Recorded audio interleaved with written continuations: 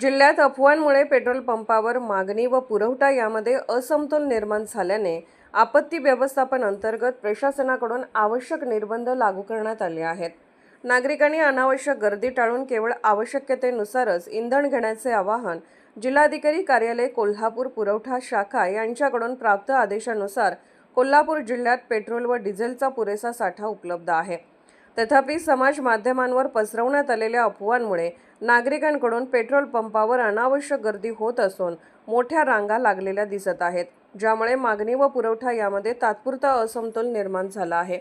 ही परिस्थिती लक्षात घेता सार्वजनिक हिताच्या दृष्टीने आणि इंधनाचा सुरळीत पुरवठा सुनिश्चित करण्यासाठी जिल्हाधिकारी अमोल येडगे यांनी आपत्ती व्यवस्थापन अधिनियम 2005 व जीवनावश्यक वस्तू अधिनियम 1955 अंतर्गत प्राप्त अधिकारांचा वापर करून काही निर्बंध लागू केले आहेत।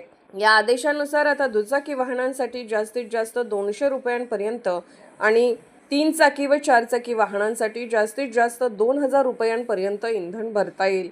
कोणत्याही प्रकारच्या कॅन, बाटल्या किंवा ड्रममध्ये इंधन देण्यास सक्त मनाई करण्यात आली असून नागरिकांनी अनावश्यक गर्दी टाळून केवळ आवश्यकतेनुसारच इंधन घ्यावे असे आवाहन करण्यात आले आहे। रुग्णवाहिका आणि इतर अत्यावश्यक सेवांशी संबंधित वाहनांना इंधन पुरवठ्यात प्राधान्य दिले जाईल। तसेच प्रत्येक पेट्रोल पंपाने आपल्याकडील शिल्लक साठा, प्राप्त झालेला साठा आणि मागणी केलेल्या साठ्याची माहिती दर्शनी भागातील फलकावर प्रदर्शित करणे बंधनकारक राहील।